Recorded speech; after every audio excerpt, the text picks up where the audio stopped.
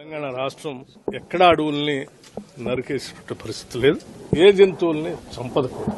పెద్ద ఎత్తున అడవులు పెంచాలని, జంతువుల్ని బాగా పెంచాలని, ఎకలాజికల్ బ్యాలెన్స్ తో ముందుకు తీసుకొని పోవాలని బాగా నమ్మేటువంటి ప్రభుత్వం ఇది.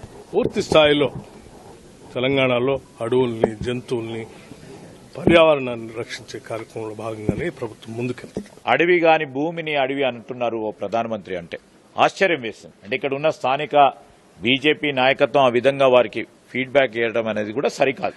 అక్కడ ఉన్న భూమి అటవీ ప్రాంతమే కాదు, ఏం చెప్పమంటారు, కోర్టులో నడుస్తా ఉన్న మ్యాటర్. ఆ విషయంలో మేము ఎక్కువ మాట్లాడకుండా మేము ఖచ్చితంగా కూడా న్యాయాన్ని నమ్ముతాం, న్యాయస్థానాన్ని నమ్ముతాం. కోర్టు పరంగా ఇచ్చే జడ్జిమెంట్ కు సంబంధించి మా వాదనలను కూడా వినిపిస్తాం. ఆర్టిఫిషియల్ ఇంటెలిజెన్స్, కృత్రిమ మేధను ఉపయోగించుకొని అనేక మందిని ప్రభావితం చేసే విష ప్రచారం చేసిన, విషం జిమ్మే కార్యక్రమం చేసిండ్రు ప్రక్కన టీఆర్ఎస్, ఇంకో పక్కన బీజేపీ. వాటి స్పష్టంగా కూడా రేపు రాబోయే కాలంలో తప్పకుండా జవాబు చెప్తాం.